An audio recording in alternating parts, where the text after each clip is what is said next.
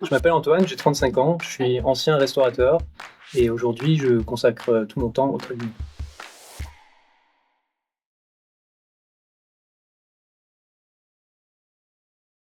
J'avais envie de me former au trading parce que j'avais envie de trouver un travail que je pouvais faire depuis chez moi. Voilà.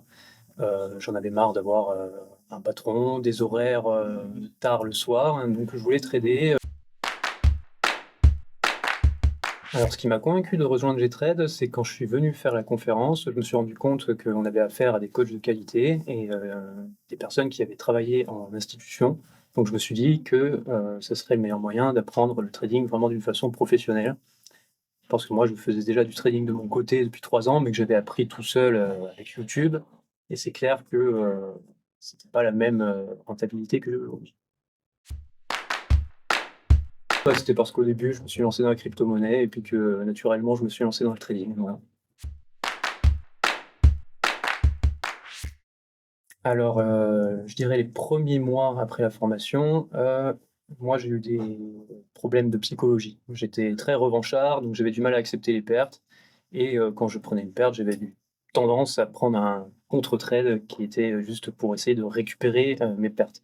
Donc ça a été une bataille que j'ai mis du temps à gagner sur ma psychologie, mais qu'aujourd'hui j'ai réussi à maîtriser. Bah,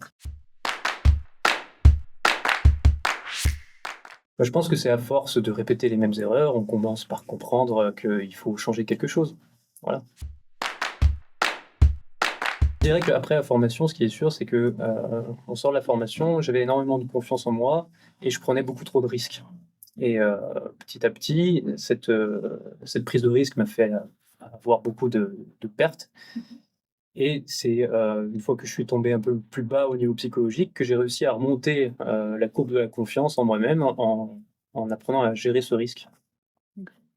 Après, je pense qu'on est tous différents parce qu'en fait, il y a des personnes qui sont plus, gambleuses que d'autres et moi, j'avais un peu ce défaut. C'est-à-dire que j'avais tendance à vouloir, absolument faire des payotes rapidement et du coup, je mettais des risques beaucoup trop élevés, des positions trop fortes et en fait, c'était pas raisonné et du coup, c'est avec le temps que j'ai appris justement à réduire mes positions et à faire en sorte que mon trading, il soit rentable sur le long terme et pas vouloir absolument avoir des retraits, chaque semaine.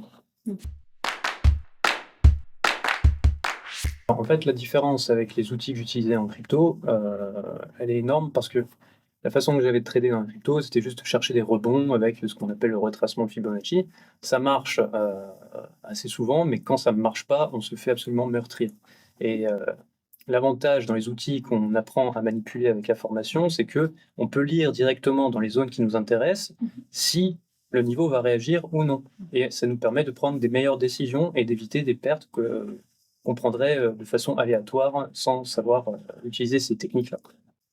Très vite, on nous explique comment ça fonctionne, on a des coachs qui sont très pédagogues et en fait, j'ai jamais vraiment eu de mal à comprendre, un outil, ici avec la formation. Après, il y a des choses qu'il faut peut-être un peu plus approfondir, mais justement, ils sont là pour me mettre sur le droit chemin. Alors la discipline, elle est essentielle en fait. Sans discipline, on ne peut pas réussir en trading. Il faut vraiment réussir à se mettre une sorte de liste de règles à respecter pour, rentrer en position. Voilà. Sinon, on est dans du gambling, quoi. C'est la grosse différence entre un trader qui va avoir, de la rentabilité sur le long terme et un trader qui joue. Et ben, j'ai encore un peu du mal des fois parce que c'est un long travail finalement de se battre contre sa propre psychologie, mais aujourd'hui, voilà, j'ai la capacité de savoir arrêter. Voilà. Alors qu'avant, c'était vraiment, comme je le disais tout à l'heure, une perte automatiquement la revanche et perdre encore plus. Là, aujourd'hui, je suis capable, voilà, si je fais des mauvais trades sur une journée, de dire stop et de quitter le poste et de faire autre chose et revenir demain dans de meilleures conditions, quoi. Pour que ma façon de trader évolue, oui, la chose que j'ai appris par-dessus tout, c'est la patience. Voilà.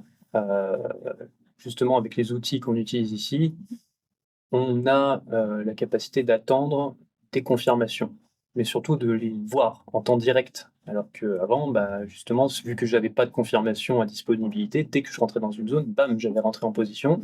Là, maintenant, je vais prendre, le temps de voir mes confirmations et si elles sont pas là, je rentre pas. Voilà et ça a vraiment changé ma façon de trader. Je pense que bon, au départ, je suis arrivé avec beaucoup de curiosité, à la conférence. J'ai décidé de prendre la formation. Mmh. Suite à la formation, j'avais je pense, un excès de confiance en moi parce que je venais, de 3 ans de trading que je faisais moi-même à la maison. Mais, je me suis rendu compte justement que sur les marchés financiers, ça marchait, d'une façon beaucoup plus différente et les habitudes qui étaient gagnantes que j'avais avec les cryptos ne fonctionnaient pas avec un marché institutionnalisé, pardon.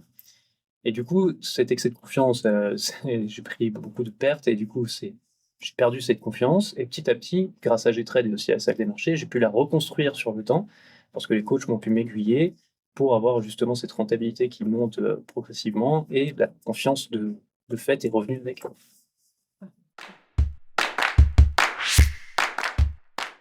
Bah, mon objectif, il est clair, hein, c'est de pouvoir, en vivre à 100. Aujourd'hui, je commence déjà à avoir des retraits qui me permettent de vivre partiellement de ça, mais c'est pas encore la totalité de mes revenus.